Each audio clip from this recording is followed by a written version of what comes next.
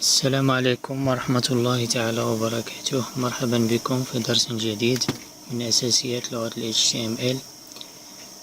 في الدرس الماضي شرحنا هذه العلامات ال E وال B وال I والسبان. هناك علامة نسيت التطرق إليها مهمة جدا، وهي علامة المارك، وهي أيضا من النوع inline. سنضعها هنا مكان السبان.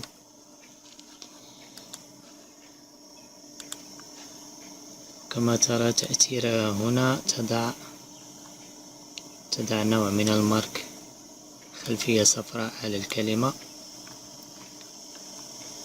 طبعا لا يمكنني شرح كل العلامات الموجودة في ال HTML، أنا فقط أشرح أهمها. وسأشارك معكم في التدوينة ملفات موقع W3 Schools، يمكنك فتحها، تدخل إليها وتذهب إلى ملف الاندكس وتفتحه بالمتصفح. سيفتح معك الموقع كاملا أوفلاين بدون أنترنت. يعني هنا لو دخلنا إلى ال HTML إلى يمكن تصفحه هنا.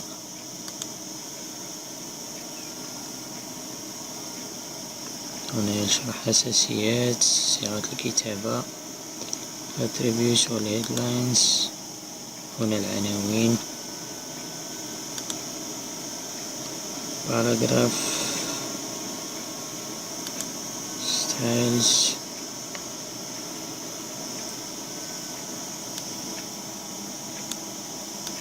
هذا كود CSS.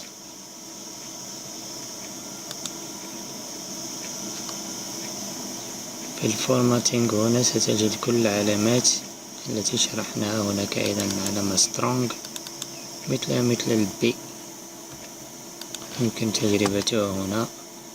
مكان بي نكتب strong.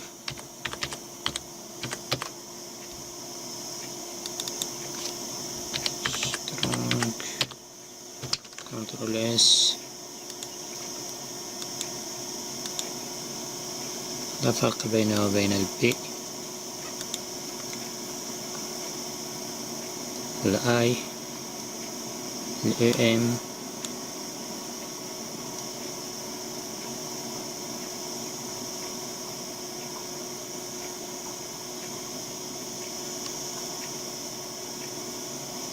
سمول، هذه عكس السترونج. المارك هذه شرحناها.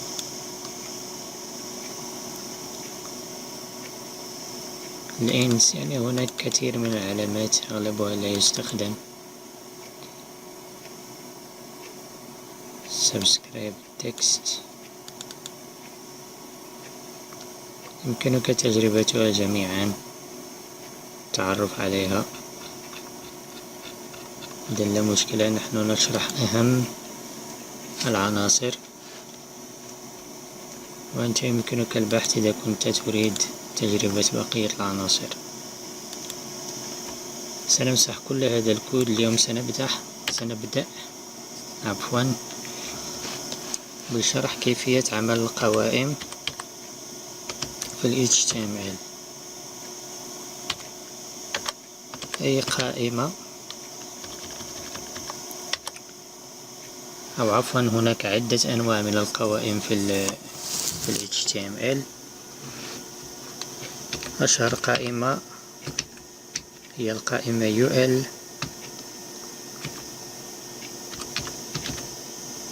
تكتب بهذا الشكل UL، وهي من النوع بلوك. وداخل UL نضع LI،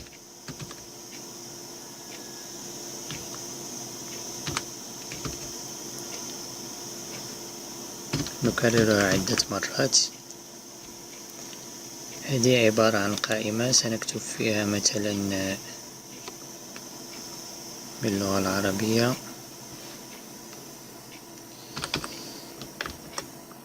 مثلا الخيار الأول،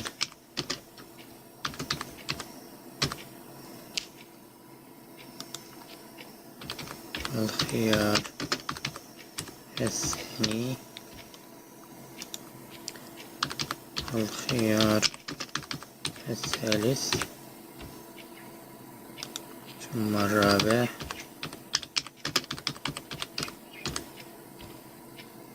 ثم الخامس.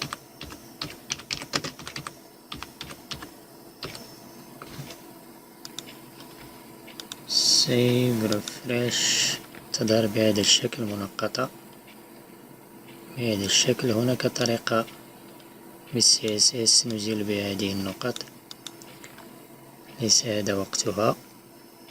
هناك نوع آخر من القوائم وهو عوض UL نكتب OL، عفوا نكتب OL مكان UL، وهنا عوض النقط ستظهر أرقام 1 2 3 4 5. هذا النوع الثاني من القوائم. هناك نوع آخر وهو DL. DL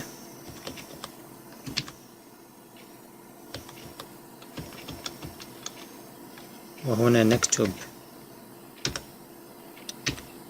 DT /DT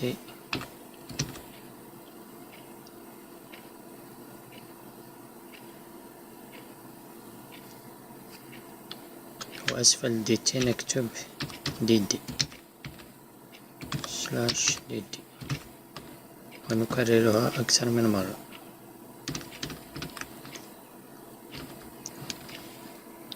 هذه قائمة بترويسة. هذه DL لديها ترويسة هي DT، وهذه هي الليست. يعني مثلا سنكتب هنا مثلا بالعربية سنكتب الذكور ثم نقطتان، وهنا سنكتب أسماء الذكور مثلا محمد، عبد الله،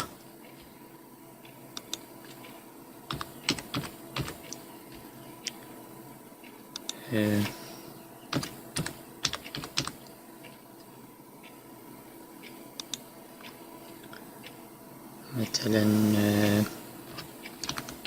أحمد.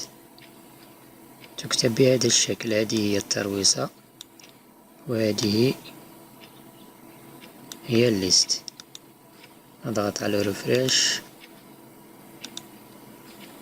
كما ترى ظهرت بهذا الشكل الذكور، ثم يمكن إضافة. هذه أنشئت أصلا لإضافة أكثر من إذا أردنا وضع قائمة بأكثر من ترويسة. يعني يمكن أن نأخذ هذه كوبي ثم نكررها هنا. عوض الذكور نكتب الإناث ونغير الأسماء هنا.